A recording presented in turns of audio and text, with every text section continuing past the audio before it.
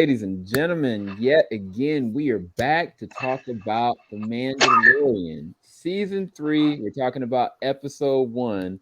We have a brand new cast talking about this one. Yes, Lucas is not coming back for The Mandalorian, spoiler alert. But I do have two amazing gentlemen that do love Star Wars, hate it or love it, underdogs on top. Let's bring up first, Aunt Gold. I've come to purify myself in the waters of Lake Minnetonka.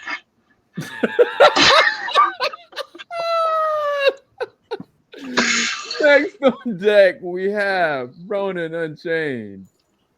This is the way. I was very unprepared for this. In so many different ways. These I've been men hunting are a Lucas Moore. Oh my gosh. I can't believe you both did it. I really cannot. That's the best opening we could have ever done for this. So yeah, let's go ahead and just kind of get into it. I guess I decided myself too for the cast. You guys see my face. Yeah, you have dishonored yourself. You need to get bathed in the waters of Mandalore. I think it may be poisonous. You may have your skin fall off, but you'll be okay. All right, so look, we're just gonna get into it. The last season definitely left off with an amazing cliffhanger with your boy Mando officially wielding the darksaber and Bo-Katan kind of relenting to that. But at the same exact time, he had to leave a certain Sam, that wasn't the last season. The last season had Boba Fett tell us the whole season was worthless. What are you talking about? Wait, I'm getting there. Just give me a minute. Because I'll talk about Boba Fett in a little bit. But nonetheless, Luke and Grogu go to start the training process, which was an amazing ending. Then, of course, at the end of that, we got a stinger of Boba Fett. Boba Fett, his show kind of came up. And badass stinger. It was badass. And 2 episodes or 3 episodes in, we do get kind of a stinger that, oh wow, this is a preview of what the Mandalorian season 3 is going to be about. But and this is going to be a talking point because there's literally, I kid you not, there's an intro to this that kind of gives you a rehash of what happened, and then they completely change it in this, and we're going to talk about it. But long story short, he intercepts Grogu. I don't know how or why. I don't even remember anymore. But now he and Grogu are back together. And in the beginning of this episode, like the start of it, it was kind of like a brand new Mandalorian about to going into everything. And a kaiju jumps out of the water and attacks them. And it's just insane. And of course, Mandalorian with Grogu comes to their aid. So look, man, I'm just gonna be honest with you guys. There's some continuity issues. And I don't just say that lightly because Boba Fett I didn't like. I'll say that. There were some things I liked, but the only thing I really liked were the parts that were for the Mandalorian. And yes, I'm gonna tell you guys, I know it's Boba Fett. I'm saying Boba Fett because that's what it was, Boo Boo. That's like Boba Fett episodes. That wasn't Boba Fett. That wasn't Boba Fett. That's why it's like Jake Skywalker. That was the thing got in the character. I'm sorry, you weren't done. No, you're good. You're good. But he kept saying his name is Boba Fett throughout the whole fucking show. So I mean, I'm confused. But it wasn't. Boba Fett showed up. Boba Fett showed up at the end of Mandalorian season 2, where he like killed the guy and threw him off the thing and sat down, and his henchman had the bottle of liquor, and you're like, yeah, I'm for this right here. And that guy never showed back up. Well, so look, I'm gonna say this: Boba Fett got Disneyfied. That's what happened. Yeah. If you want to be real, that's what it was. But again, there were some epic moments, and the only epic moments that I can recall were when the Mandalorian was there. I was like, I'm all right, cool. Like Boba Fett's to the side, like I'm following along Mando. I love Mando. We'll see where this is kind of going. And then Mandalorian kind of has this moment where talks to the elder, and it's revealed, of course, he did show himself to somebody else, and she lets him know, look, there's redemption for you. You can still go and do XYZ. You can go and bathe in the waters. And it was like, okay, cool. Now he's got like a directive. right? And so then they start this episode, and he kind of saves him. Yes, it's a cool action moment. It's a huge kaiju. I didn't really need all that. I just kind of was like, all right, when we gonna see him, he's trying to figure out where Mandalore is, and he's trying to figure out what's the best way to navigate to get to it. Or even like he's looking for the assassination droid, and also he was trying to get the help of Carl Wilter's character. I don't remember his name. Is it Griff? Is it Griff? Grief Cargo. Okay, cool. Grief.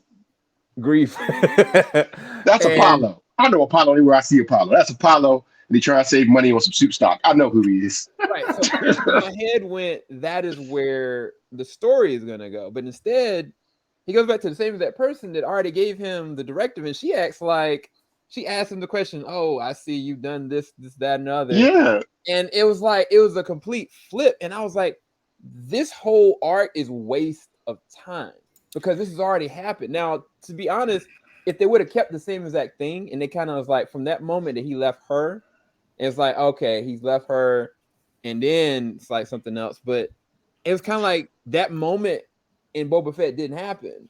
And it wasn't planned. They didn't. I mean, they have showed us that they didn't have a plan on this, and I think like they were trying to save Boba Fett, but like the corporate chills were like, "Hey, bring Grogu back." And it's like, "Oh, story-wise doesn't make sense right now." Nope, bring it back. That's why Jon Favreau was out there saying, "Oh yeah, he trained with Luke for 2 years." That baby was not with Luke for no 2 years. Did anybody get the slightest hint that was a truth that he was separated for 2 years? No.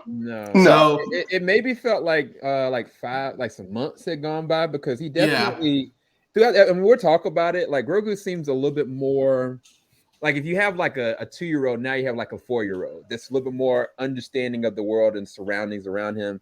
He's intrigued in everything, but he's still a kid. Like even when he grabbed the little guy, he's like, Zillion's the bubble freak. Yeah, bad baby. Look, they don't worry about not selling no toys, even though you still would have sold some toys. Thematically, Grogu should not have shown back up until at minimum the end of this season, but really not until like season 4 somewhere. And we would have went crazy for it. But somebody at a desk was crunching some numbers and was like, "No, you bring that baby back." Jeffrey was like, "No, we got to start." "No, you bring that baby back. I don't care what you do. You bring that baby back." So I agree that I would not have brought Grogu back yet. I think you would have because that's the bond there. That's the clan of two. But I would not have bring him back, and that's all I'll say about that. That like I think they did a plan. It's a funky way to go about it, but I think they do have a plan. But that those points are valid in my opinion because that it does come off that way. But in terms of the continuity being mashed, what I recall, people in the comments down below could probably tell us, is that when Din Djarin met with the Armorer and Paz Vizsla and Book of Boba Fett, and he revealed himself, "Yeah, I did fucked up. I did take off the mask. I did that." And he calls him apostate. She says, "You're not Mandalorian anymore." And he's like, "How can I redeem myself?" She tells him, you gotta bathe in the water of this such place. But he's the one that says it. He says, "But it's destroyed." She says, "That is the law. This is the way." I think the reason why we spend back time when he comes back to see her in this episode is that it's basically her telling him, "What do you want? You're not with us anymore." And he's like, "But I can be. There is proof. Look what I found. This is something from Mandalore, is it not?" She's like, "It is, but this only proves my point more that like you can't do it anymore." And I like that it shows his persistency to be like, you may exile me, but I love this code and respect it so much more that I am gonna accomplish this. I'm gonna beat this, and that there is more to it than just giving up. So I appreciate that, and the fact that we got a cool giant alligator kaiju fight in the middle of a baptism with Mandalorians. That wasn't necessary. It wasn't necessary. Before we go there, so again, I went back and I rewatched this episode twice, and then I went back to the Boba Fett episode, and I was like, because the thing is, she's the one that brought it up. She's the one that told him this is where you go to bathe, and like she acted as though, I don't know, like the way that she responded in this, it was like, I mean, there's nothing you can do for it. And he's like, "But I heard of this place where I can go and bathe." I'm like, she's the one that told you this. What are you talking about? Like, what is this conversation? It's almost as though somebody wrote something, right? And it's like, this is how I want my narrative to go. And then somebody else kind of had it like, I don't feel like they lined up these conversations because it would never have been an overlap. It's clunky. It's clunky, right? Because so they had the conversation and they had the same conversation twice where it made more sense for him to go and do the thing and come back. Or if he needed something to get when he got to the planet to get it, he needed to get something from her, like an upgrade or something like that. That would have made sense. Right. But it's none of it. And during this episode, I was thinking because I tuned out when the whole giant alligator turtle from Avatar showed up. I was like, wait a minute. You dishonor yourself, and all you have to do is go to the caverns and dip your body in the purifying waters. That was an easy way to repent, unless there's some other dangers down there and battles you have to do. So I'm curious to see what they do with that, because if he has to battle through the planet and then just dip himself into the waters, that was a very easy redemption back in the day. Yeah, I took my helmet off. I was getting kind of hot. Let me go dip. No. Here's the thing. I hear what you guys are saying is validity, and looking back at now, hearing it through you guys' lens, I think then that means the dialogue felt repetitive and overlapped with the information we know. But I think the reason why they chose to go about it this way is because they wanted to catch up anybody who did not see Book of Boba Fett, although they said that they're going forth with the idea of that, like, you have to keep up with these shows and watch them to go with it. And even though they did a recap, right? They focused more on the recap on IG-11 than the actual circumstances that led Grogu back into the hands of Din Djarin. Now, you could have done a recap in the beginning of the conversation, right? If there's like, look, we all know Boba Fett was bad, right? Yeah, it was bad. Rodriguez can't come in here anymore. He can do Spy Kids 15 if he wants. But that's what I'm saying though. Like, that conversation was in the recap. Like, it's literally, if you go and rewatch the episode, in the recap of this, they literally have the conversation he has with her, and then the kaiju situation happened, and then they have the conversation all over again. Like, I don't want to harp it on it, but it just, if that was the case, they should have just removed the recap altogether and went to this narrative, because I would have been like, stood out for you. Yeah. Right. It was almost as though they were showing you, okay, this is what they said. This is that conversation they had without any kind of context. Then they're having the conversation all over again. Because to me, when he goes to Bo-Katan, I was kind of like, oh, okay, that's more of an interesting thing, because he's like, I'm here to join you. And it was like, if you didn't see the last season, you wouldn't know what he meant by that, But it's kind of like, we know like why he's saying what he's saying. And she's like, look, I'm alone here. Like, they ain't gonna follow me. Like, you go take that sword and go lead them out. And I was kind of like, okay, that's a good, narrative progression, because one way or another, he's saying, look, man, I'm telling you that I'm going, and I'm going to prove to you that it's not a poisoned land.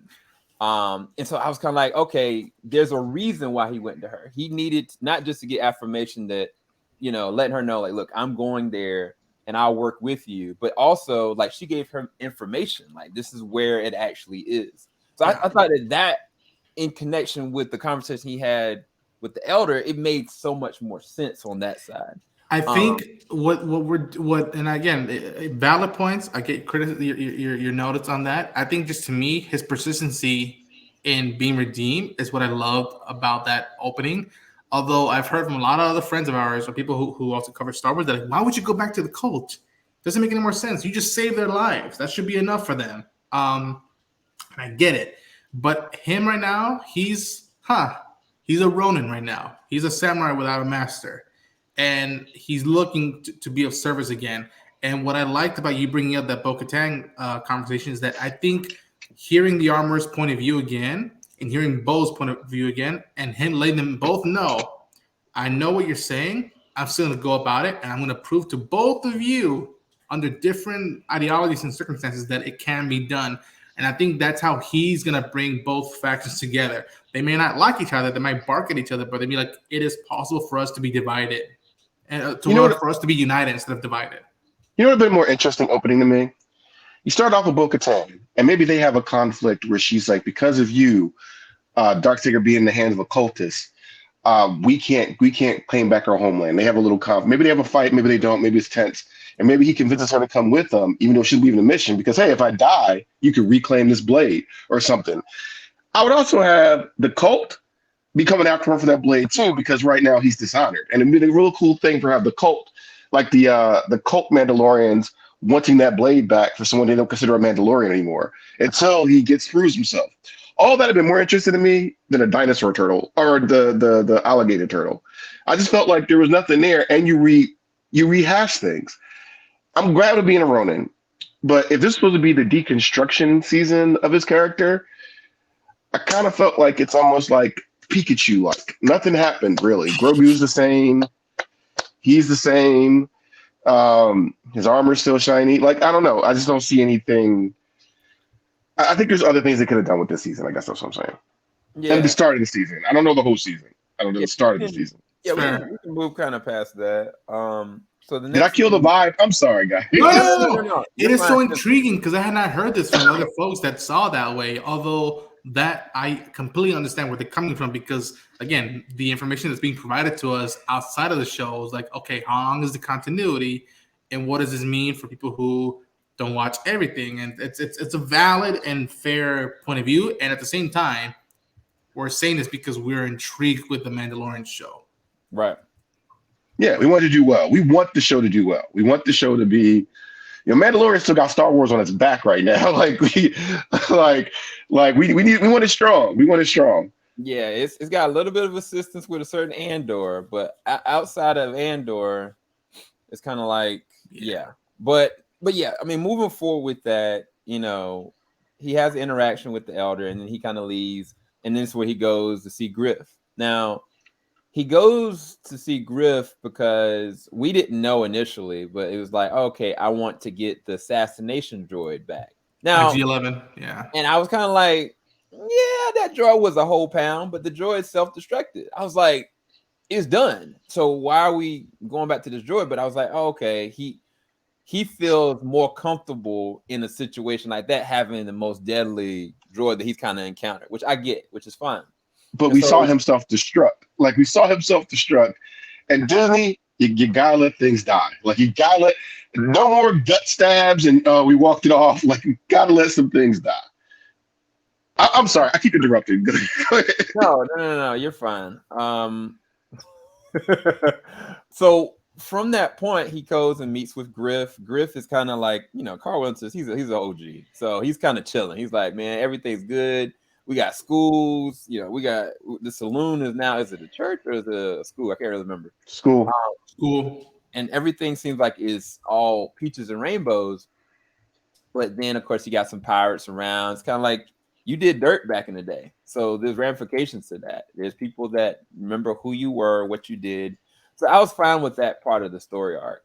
What was weird to me, I don't know if you guys disagree or agree, but it was like, once Mando kind of took them down and he kind of left, he intercepted with the pirates again in the air, and it was kind of a dogfight. It was actually visually, it's like, wow, this is really dope. Like, it's good to see a lot of aerial stuff, especially with the show like this and this caliber. Like, they're spending some good money with this, so it's cool. And even like, I think the practical effect of the main pirate, I thought, I was like, oh, that's really dope. It reminds me of something like the old Pirates of the Caribbean. But when they left, instead of going looking for the part, he goes straight to Bo-Katan. So it was weird to me because the first time I watched, I was like, did I miss something? Like, did he just forget about the part and then went to Bo-Katan? Because I'm lost. If he's going, why did he go to Bo-Katan and then now he's going to Mandalore when he's going to have to go get the part and go right back? I was kind of confused about it. I'm really just asking y'all's perspective on it because I was like, okay, if the central focus is you need this droid up and running, you need to get the part, you got intercepted with these pirates, but you're going to go back, get the part, take them back. But instead, he's going to Bo-Katan and said, I'm going to Mandalore now. So, I don't know. What was y'all's take on that? Because I'm lost. I think the reason why, after he visited Navarro, and I need a droid to help me with my journey to Mandalore, and I want IG-11, and they're like, no, we got a better one. That's just spare parts or whatnot. It's a statue now, and I'm insisting on it, and then they go to he tries to bring him back himself, and IG-11 goes full on Terminator, and it's like, well, that didn't work. So they go for the Anzilians, the bubble-free creatures, and even them being marked as the best manufacturers and whatnot of droids, they themselves said, listen, dude, you're looking for a relic. It's a rare thing to find just to get specific droid, get something else. Everybody's telling him, just move on and whatnot. But because of his history with him, and I think the reason why he went to directly after the whole the Weequay Pirates Swamp Thing battle is that he said, okay, it's going to take you a while to find a specific part to bring back IG-11. Maybe in the meantime, as an alternative of finding a droid, why don't I just go let Bo-Katan know that this is my intentions, and I can go with them and see if I get more company than just me doing it solo to go to Mandalore and find out if it's breathable or if it's okay for me to breathe and whatnot.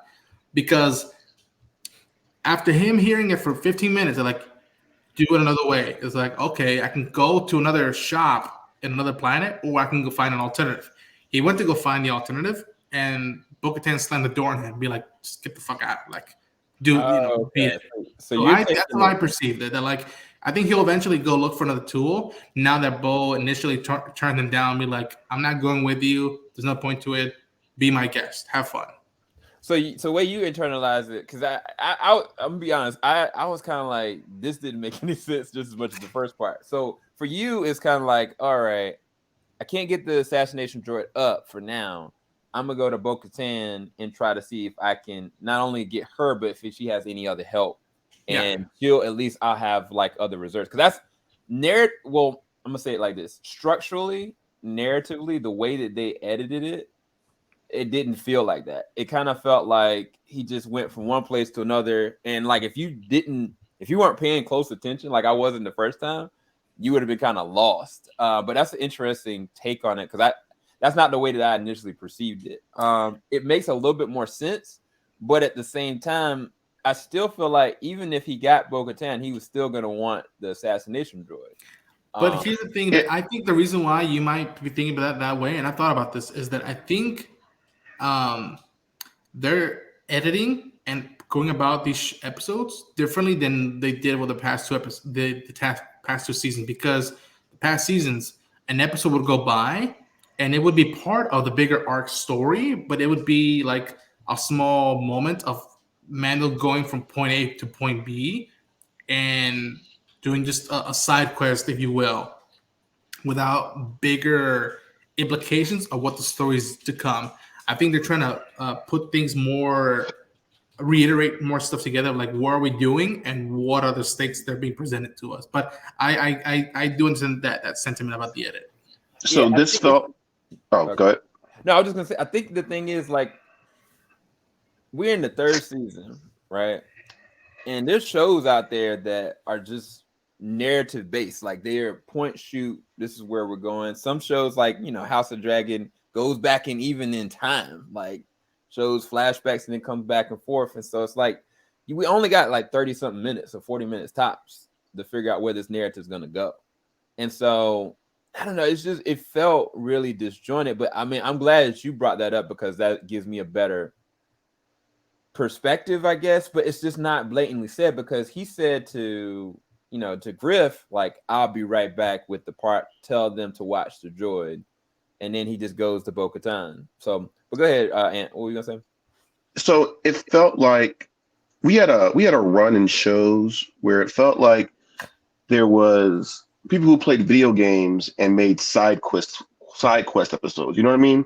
This felt like you're playing an RPG or something, and it's like, oh, I can't get the droid up. This is an exciting scene. Oh, we're missing this memory card or a circuit or something like that. Oh, well. And then somewhere on your journey, you're trying to find a memory circuit. You come back to this town, plug it in. You got a new party member.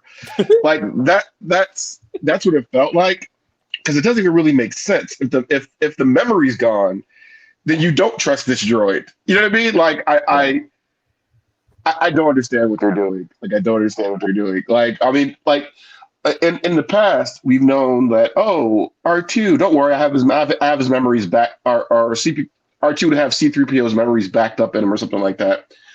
that made sense. He's destroyed, but what is a droid? Some of his experiences and his memories. So you put that back in. This doesn't really make sense to me. It's just like he was a cool thing they wanted to bring back. Maybe if he got destroyed a different way, but I might be having to rewatch it. I thought he was destroyed, right? So didn't a bomb blow up? Yeah, yes. No, he definitely completely blew up. And the weird thing was, I was like, I'm not shooting down Mandalorian's capability, but is this man an engineer? Right. He was like, let me take care of it. And so he was building it up, and then he got it back online, and it started going into murder mode, just straight out of T2 or T1. But then after that, he threw something on the thing's head, smashed the head. And right. So like, well, I guess the droid is done. Is this a waste of time? And then they say, yeah, we can get it back. And I was like, this don't make any sense. And again, I'm not trying to shoot the show down because I personally love this show. Like I actually really love it. I haven't seen it in a while, but I really love it. And so it's kind of like, for me, is this about the toys? Like, did you bring Grogu back for the toys? You bring this assassination droid back for the guy steering toys?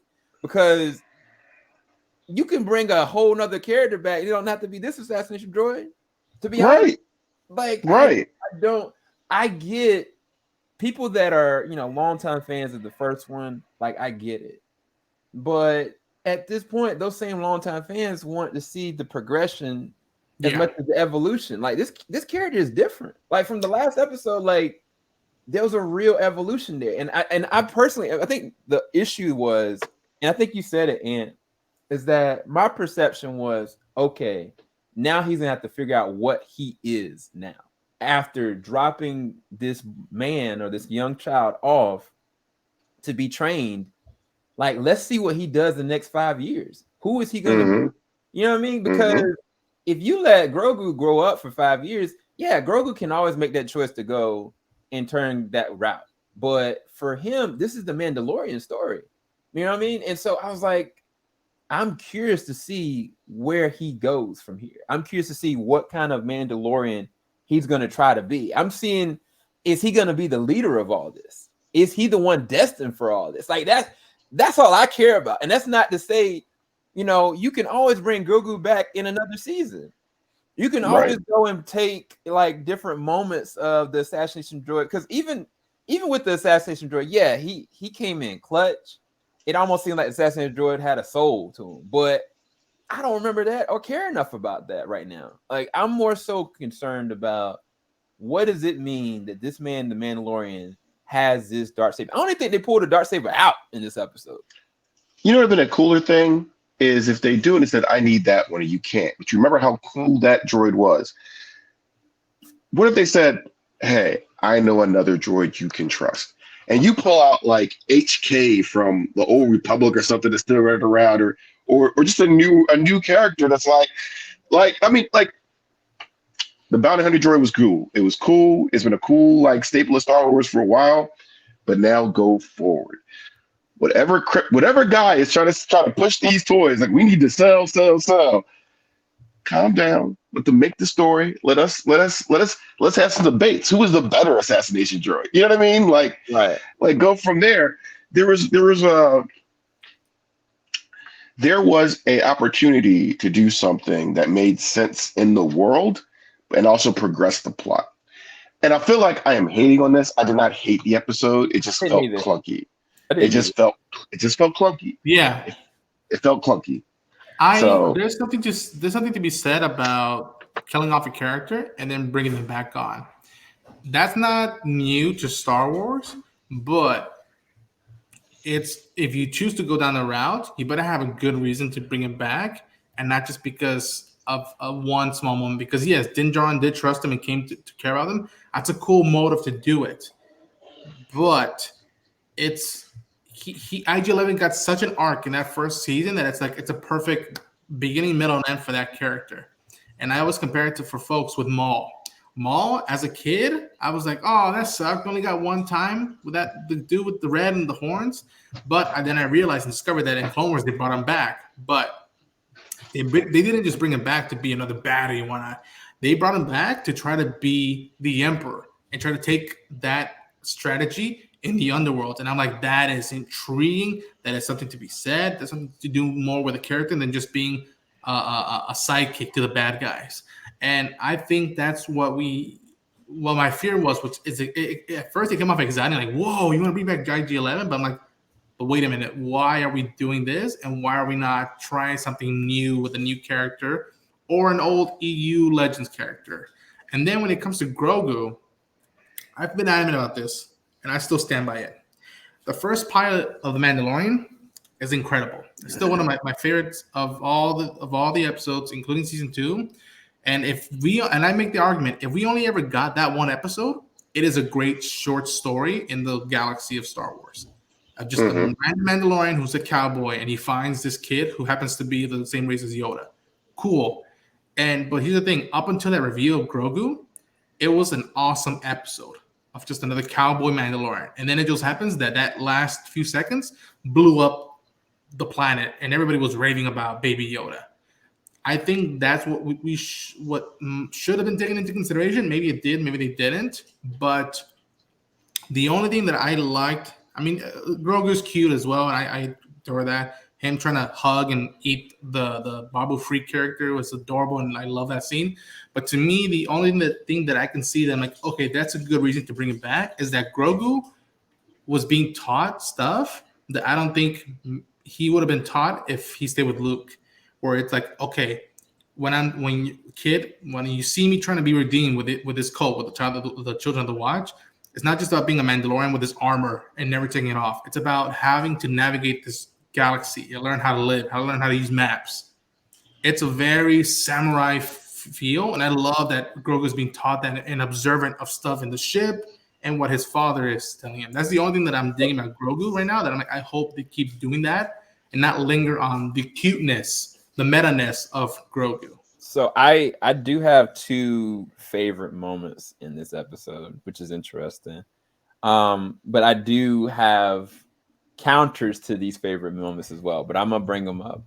I think this moment right here was the most interesting moment in this whole episode, because I was like, what is he seeing out there? You don't know what oh my gosh. No, I do not. So for me, I'm like, going in hyperspace, sorry guys. And I was like, wait, what are these worms or creatures that are going this fast? And I'm like, this is intriguing. I am loving this. But I'm gonna use a counter for this. Imagine if Grogu wasn't with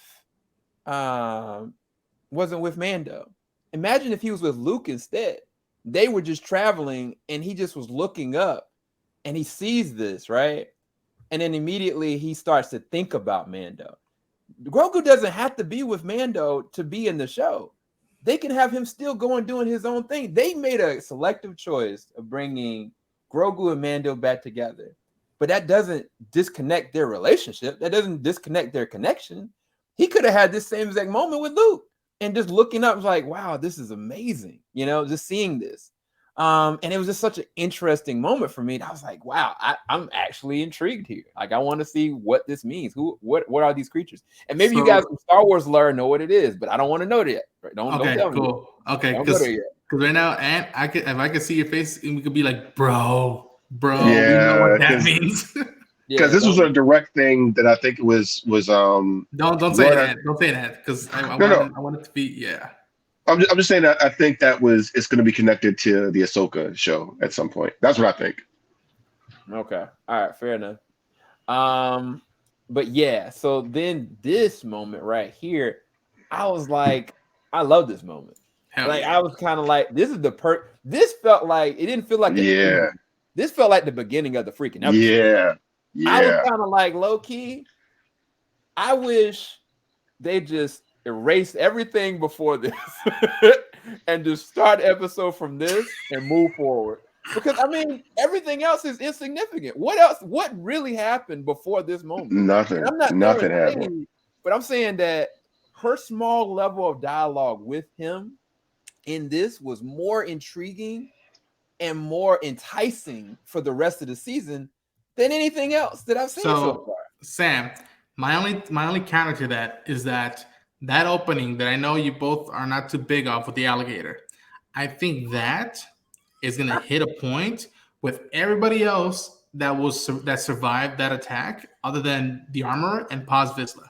I think people are going to start talking about it in the background, be like, why did this fool come back? Why did this apostate come back and helped us? Why did he do it? And even to the point that that kid who was about to get baptized and almost said the whole thing was like, so you're telling me this one was exiled? He broke the code. He wants to come back. Oh, no, not even just come back, but he broke the code and he came back and helped us, even though we threw him out of the Children of the Watch. Why would he do that? It's something like that I'm like, ooh, that's something that could spark in the background, which I love. So you think this is a laying the groundwork for him being leader of all Mandalorians? And so they're gonna be like, he came back and helped him. Maybe, but it's the little things, man. It's the small things that people be like, I was there when we were getting attacked, and someone who we forgo our ways came back and helped us. Why? Because he's selfish. Because he's selfless.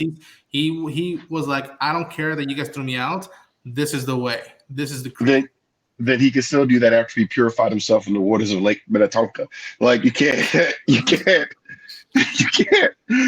There's no reason for him to come back. There just isn't. There is no narrative reason for him to come back, except they wanted to show this.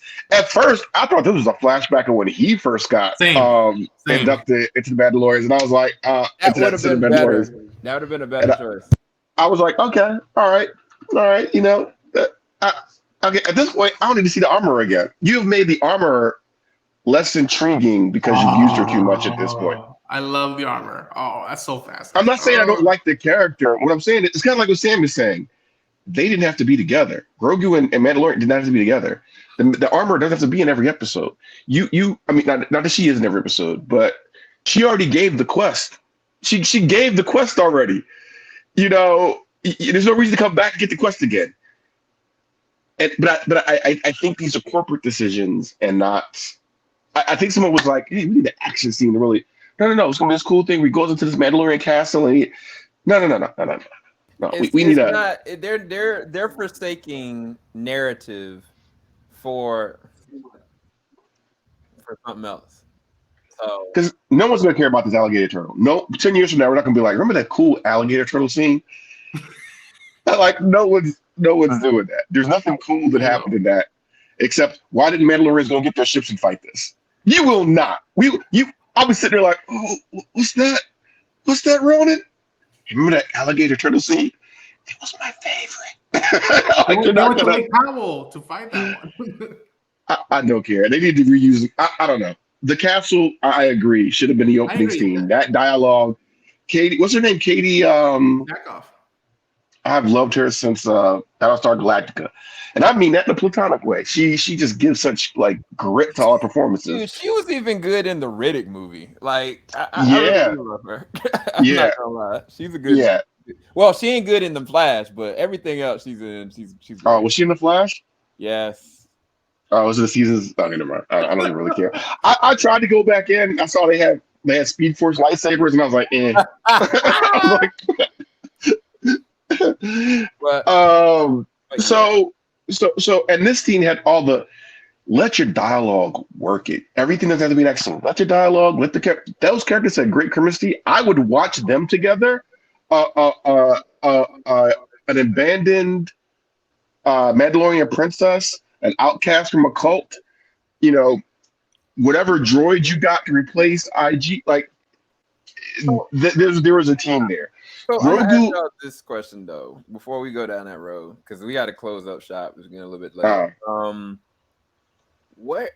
What kind of story does Grogu have at this point? Where does his character go? Because Pikachu? He's not with Luke anymore, and he's gonna be a Mandalorian. He's Pikachu. He was a baby at 50 years old. It's gonna take unless they do some other weird metabolic thing with him. He's not aging. I mean, I guess maybe if he's a clone and they have the accelerated aging thing, maybe he'll grow up some. But his story was going off the Luke. I think another reason was they're not sure what they want to do with the sequels. And everybody asks the same question: does Grogu die? If Grogu is a Jedi, does he die? Does he die to Kylo Ren? I just think it's a mess. I think you missed on the great story there. I think also people have loved seeing Luke in The Mandalorian. People have loved seeing Luke in The Mandalorian. They missed a great opportunity to have different storylines going off in the show. And yeah, I mean, I don't know. Maybe the rest of the season will change my mind and like they'll shut me up. Yeah, we should just watch the second episode. Yeah, right. I agree. Right now, I mean, the only thing I could think of right now is that him coming back to Mando is seeing the lens of the rest of the Mandalorian mythology besides his dad. I think it's him learning about every other type of culture in Mandalorian lore. I think it's also him learning out that, like, I can learn about what used to be my ancestors' sworn enemies, and now we can be have an alliance between Jedi and Mandalorians.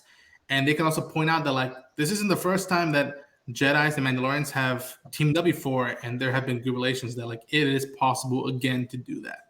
That's as far as I can go, as my mind can go. So to me, a better story with that, because the Mandalorians and the Jedi have such a long, like thousands of years of history of conflict and working together at some points, Luke could narrate that from the Jedi side, because we don't know what that is from the Jedi side. And then Mando narrates that from the Mandalorian side, from those different things. And then they come back together, bring the two philosophies together. Again, that's a better storyline to me than just keeping Baby Grogu in the same thing to sell toys. He's going to eat some stuff he's not supposed to eat, going to touch some stuff he's not supposed to touch, going to use force powers at the perfect moment or whatever. That's just my opinion, but I could be wrong. Maybe I'm wrong. Maybe I'm wrong. I can't wait for you guys to watch episode 2, because then that'll be a whole another discussion. Well, all right. So let's just close it with, what do we rate this from A to F? I'm gonna go A- or B+ for me. I think that it's my least favorite openers of all the season openers from season 1, season 2. Season 2's opener felt like a mini movie, if you will, when they introduced Cobb Vanth. Yeah. This one is more setting up stuff for the things to come. And I think there's valid points to what you guys are discussing in terms of what the storylines they chose to go with, the dialogue that was presented, the scenes that were presented, and the edit.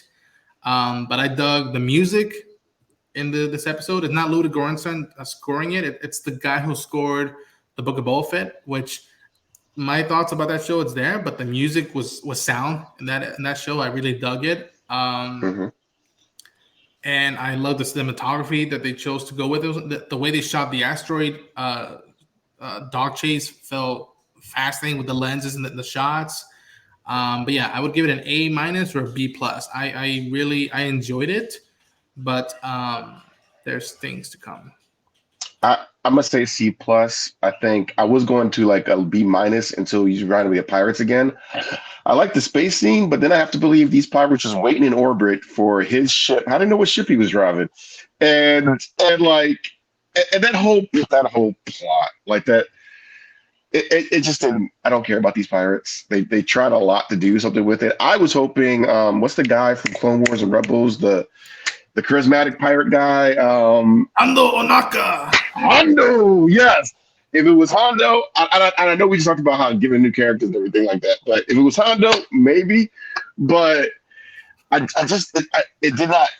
If I wasn't already into watching the show, there's nothing in this would have grabbed me. Yeah. Except for the castle scene. That's it. So I say, you know what? I'm gonna say a C+. I'm here for it. Maybe this is a long form payoff, like you said. We'll see. But I think there was a better story out there that was it was low hanging fruit. Yeah, the way that I feel about this episode is exactly how Bo-Katan is looking at Mando. I kind of was like, I was really excited, and then I kind of like thought about it. I was like, maybe I just rethought this wrong. Let me just watch it. I know it didn't make much sense, but I do love the show and I love the characters. I just don't think that they were written well in this. I think that there was a lot of continuity issues. I think that it was missed. It was just really a missed opportunity for a season opener. This didn't feel like a season opener. Matter of fact, there are people that didn't even know this even came out. I mean, we knew, but there are people I know that was like, "Oh, the Mandalorian's out." I was like, "Yeah, you didn't know." And I don't know. Season of Last of Us right now. Well, I mean, I even just that. Like, people, I don't know how they advertise it. Like, nobody really was been hyping up about the Mandalorian, and it's. I think I don't blame Mandalorian. I blame that on the marketing side. But but for me, it's if I gave it anything high, it'd be a B-. On the low end, at the least C+. I'm leaning more towards a C+ in hindsight, but I think that I am intrigued because I do think that we're going to get to a point of getting on Mandalore, and I think that's when it's going to get exciting. But the problem with all this is I don't know what they do with Grogu. Like I really. But anyway, we'll see. I may be wrong, but I just wish and hope that we had a stronger opening. We'll see. Everybody go and check out Ronin Unchained.